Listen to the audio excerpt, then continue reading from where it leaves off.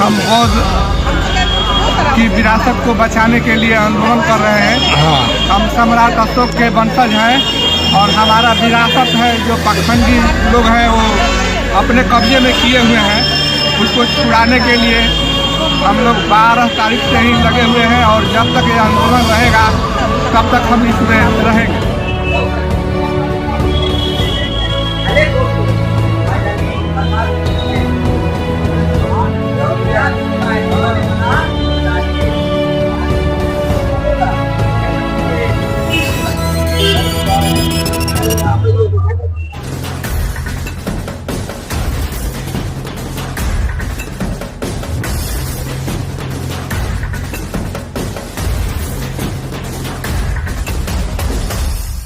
साथियों, नमोबुद्धा, जय शिवराज, जय संविधान। मैं राकेश और आप देख रहे हैं हमारा यूट्यूब चैनल।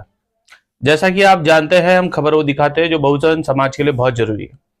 एक बहुत जरूरी और महत्वपूर्ण खबर है जो मेन स्ट्रीम मीडिया आपको नहीं दिखा रहा है। ये देश तथागत गौतम बुद्ध का देश है, जो सम्राट अशोक ने जिस बुद्ध के धम्म को सिर्फ भारत में ही नहीं तो पूरे दुनिया में फैलाया। आज 100 से ज्यादा जो देश है वो बुद्धिस्ट देश है और बुद्ध को मानने वाले देश है। हमारे भारत के प्रधानमंत्री माननीय नरेंद्र मोदी जी जब भी बाहर जाते हैं तो हम अक्सर वो ये कहते हुए दिखाई देते हैं कि हम युद्ध नहीं तो हम बुद्ध देने आए हैं, हम बुद्ध की भूमि से आए हैं।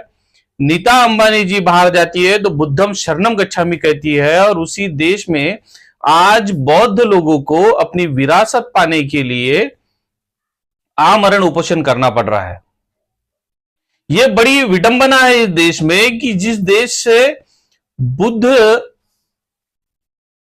आए, जिस देश में बुद्ध ने ज्ञान प्राप्त किया, जिस देश में बुद्ध ने महापरिनिर्वाण हुए, उसी देश में आज बुद्ध के जो अनुयायी है, जो उनके बौद्ध भिक्षु है, उन्हें बुद्ध की ही विरासत पाने के लिए आमरण उपोषण करना पड़ रहा है।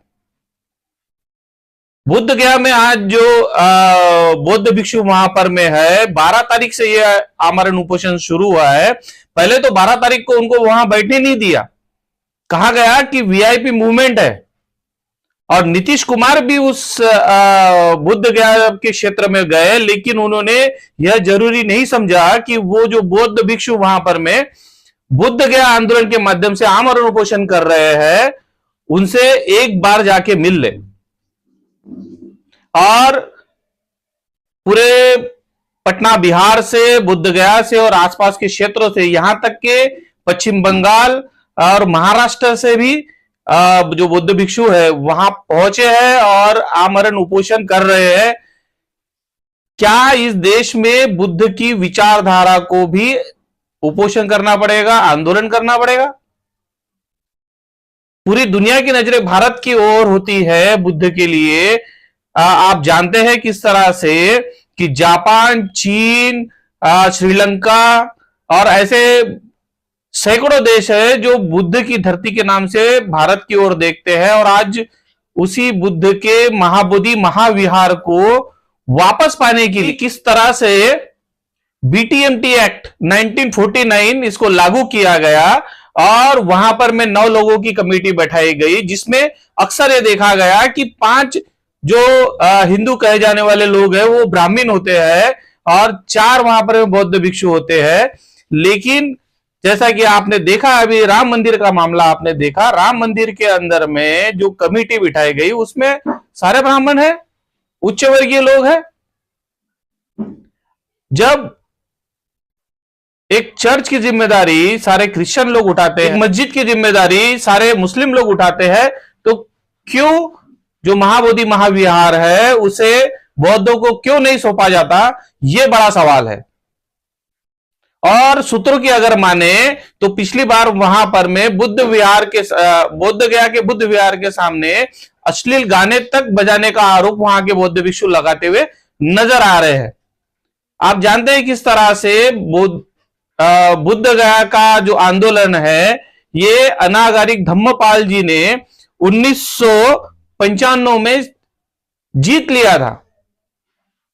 उन्होंने इस आंदोलन को जब शुरू किया उसके बाद में उन्हें एक बड़ी जीत हासिल हुई और ये जो महाबोधि महाविहार है ये बौद्ध लोगों को मिल जाए ऐसा आदेश हुआ था। लेकिन क्योंकि ये देश अंग्रेजों के उस समय में कब्जे में था तो ये बोलकर इन सारी चीजों को रुकाया गया कि आजाद होने के बाद में बौद्ध लोगों को उनकी ये विरासत सौंपी जाएंगी। आज आजादी के 75 साल हो गए हैं। 75 साल के बाद में भी जो महाबोधि महाविहार है वो बौद्धों को पूरी तरह से सौंपा नहीं गया है। ये बहुत बड़ी विडंबना है।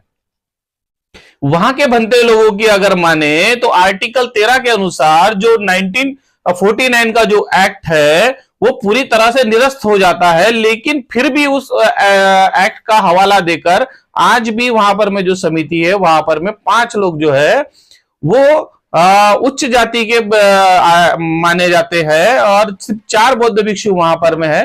तो क्या इस देश के बौद्ध लोगों को अब जागने की जरूरत नहीं है?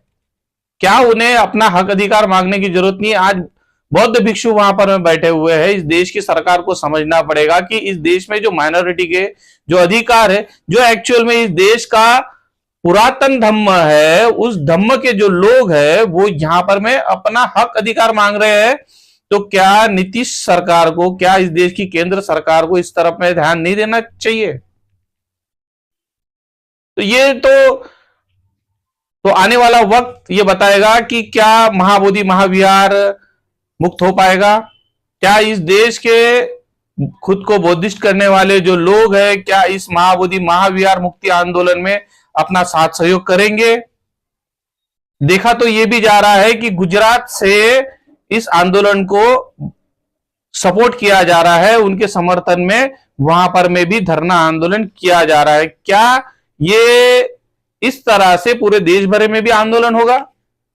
ये तो आने वाला वक्त बताएगा। आप आपकी प्रतिक्रिया जरूर दीजिएगा। हमारे चैनल को लाइक कीजिएगा, शेयर कीजिएगा, सब्सक्राइब कीजिएगा। जय भीम, नमो बुद्धाय, धन्यवाद।